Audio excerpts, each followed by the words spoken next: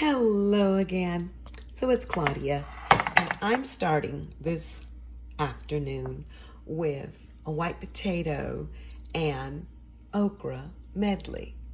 Somehow I'm feeling, oh, Claudia, use your white potatoes. And I did not ever do this one before, so I don't know how this will be. But I feel like topping it with mozzarella vegan cheese. Now, remember the other day when I did the beets and cucumbers? I'm going to plate that with leftover callaloo and see how that comes out. So let me put this in the oven and I'll be right back with you.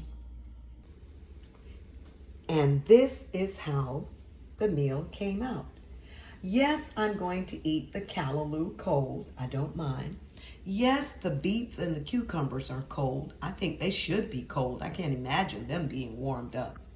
But love bugs, that baked potato with okra, the cheese, and I topped it with ginger salad dressing.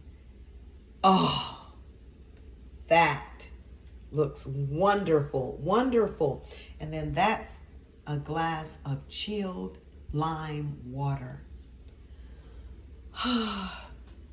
Paradise, paradiso. All right, love bugs, I'm going to go on and have this brunch and get ready for this gorgeous day. Bye now.